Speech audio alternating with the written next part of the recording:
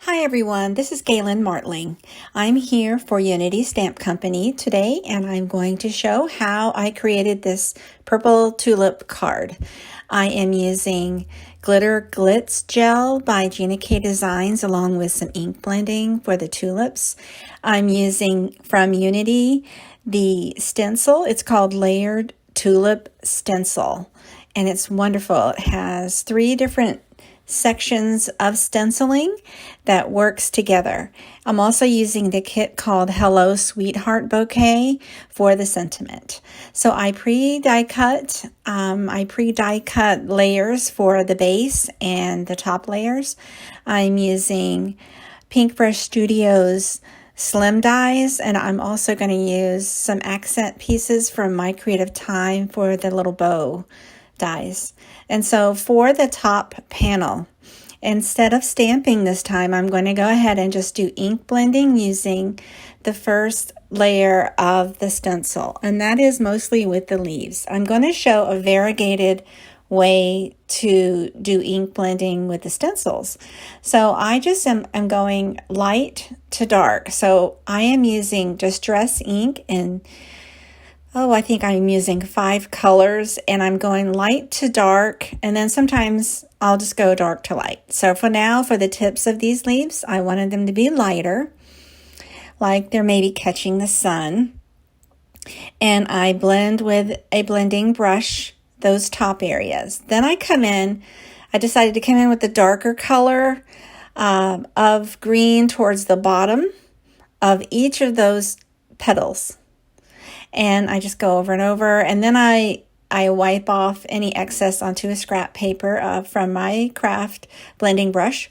And then I go in with a medium color of green in between and blend it into that light and the dark color. I blend this medium green in there.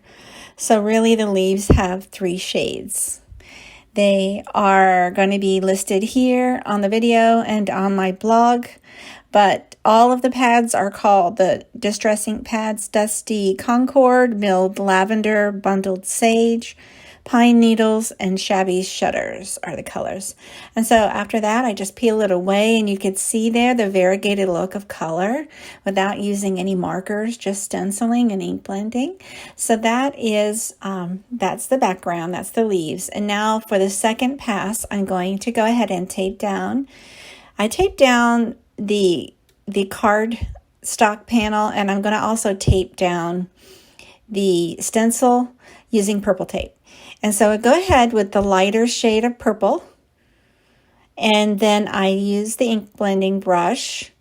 Any one that you have on hand works fine. And I'm going to go ahead and just put that light shade all over those tulip. The tulip layer for the stenciling. Now, I line up the stenciling with the way it was before. So you want to make sure your stencil is near, or, on or near, close to where you ended up with the leaves area. It's easy to follow when you see how it is with the stenciling layers. So now I go in towards the bottom of each petal and add a darker shade of purple. I don't want to cover the whole thing solid. I just am going for a variegated look for the leaves and for the tulip buds.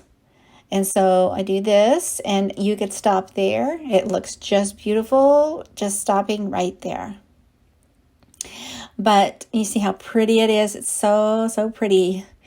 I went ahead and decided I wanted it to sparkle a little, and so for that third layer of tulips, I'm going to add some Gina Designs Glitz Glitter Gel. And I think the color is Wild Lilac, and this is by Thermoweb. And so I use a spatula, and I make sure that's all stirred up and blended nicely.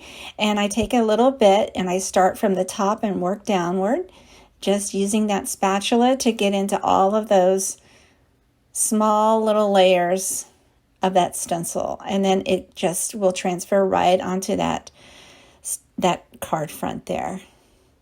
And then you want to make sure you clean off your spatula and your stencil and all your tools once you've finished with placing this on. just so that it won't be permanent on your tools and on your stencil. So I went ahead and did that, and I'm going to set this aside to dry. Once it's dry, you see it sparkles and shines so pretty just on that top layer. And I am going to add double-sided tape to the purple panel. Then I'm going to add with foam tape the tulip panel, and I'm going to layer all of that on to my card base. I trimmed a card base 9 inches by 8 inches and scored it at 4 inches. Now my Creative Time has these darling little bows, and I added a bow that I die cut and layered up along with a trimmed sentiment from the sentiment kit to finish the card. It's so pretty. It's not real hard to do either. It's just fun doing it. It's very relaxing also, and it shows so pretty. I hope you take a moment to subscribe to my channel, like and share. Thanks so much for watching, and you have a great day.